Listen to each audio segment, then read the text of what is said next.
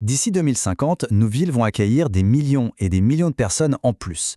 La question, elle est super simple, mais la réponse, elle, est bien plus compliquée. Comment est-ce qu'on va nourrir tout ce monde? Aujourd'hui, on va explorer une solution assez surprenante qui pousse littéralement sous nos pieds et juste au-dessus de nos têtes. L'agriculture urbaine. Alors, au programme, d'abord, on va poser le décor en parlant de la crise alimentaire. Ensuite, on verra comment la ville est en train de se réinventer, des petits potagers de quartier jusqu'aux fermes du futur. Et on finira sur une alternative, disons, assez croustillante pour nos protéines. C'est parti!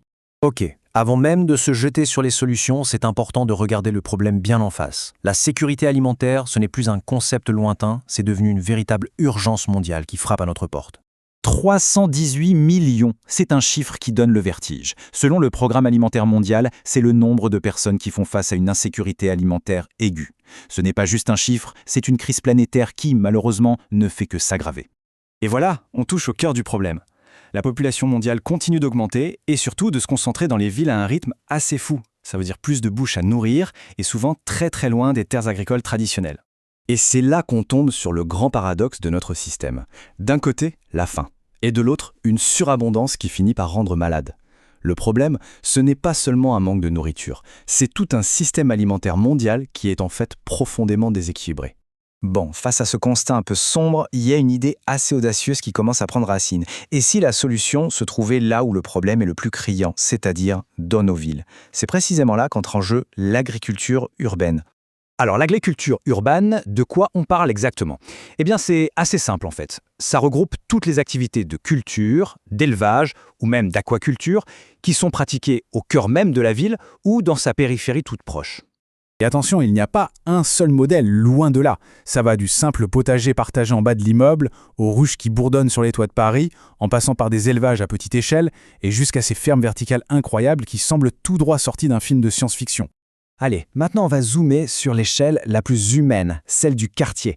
Parce que l'agriculture urbaine, c'est vraiment bien plus que de la simple production de nourriture. C'est aussi et surtout un formidable créateur de liens sociaux. Franchement, cette citation résume tout. Le fait de mettre les mains dans la terre ensemble, ça crée des ponts.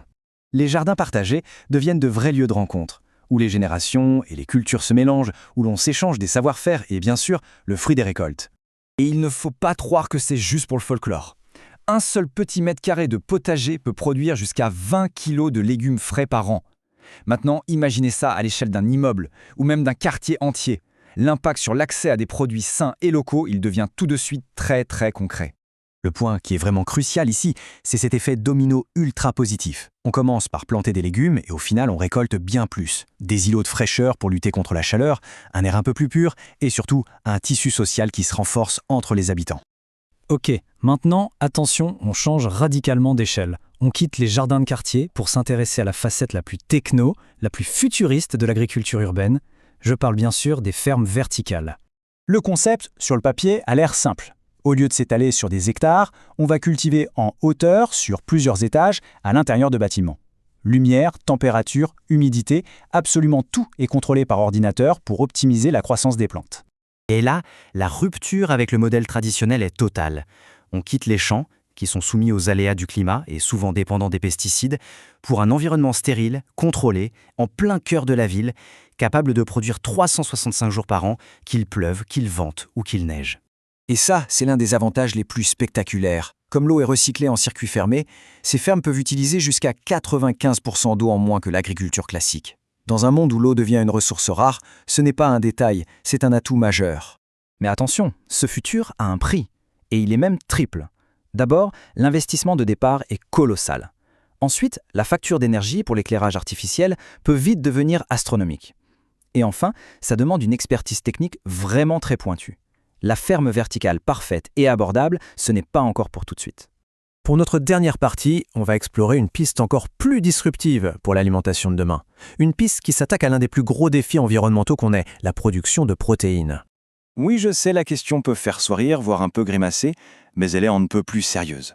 Face à l'impact écologique de l'élevage traditionnel, une alternative radicale gagne du terrain. C'est l'entomophagie, autrement dit la consommation d'insectes. Il suffit de regarder ce tableau pour comprendre. La comparaison est juste sans appel.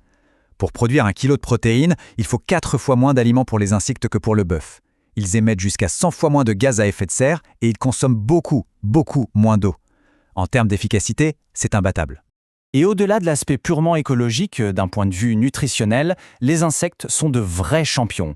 Ils sont bourrés de protéines de haute qualité, de vitamines, de minéraux. En plus, le risque de transmission de maladies à l'homme est bien plus faible que pour l'élevage conventionnel. Au final, qu'est-ce qu'on retient? Eh bien, des potagers en bas de chez soi aux fermes verticales qui tutoient les nuages, l'agriculture urbaine nous offre toute une palette de solutions pour réinventer notre système alimentaire. La question n'est plus de savoir si nos villes peuvent nous nourrir, mais plutôt quel goût est-ce qu'on veut donner à notre futur? La réponse se trouve peut-être juste là, au coin de la rue ou sur le toit de l'immeuble d'en face.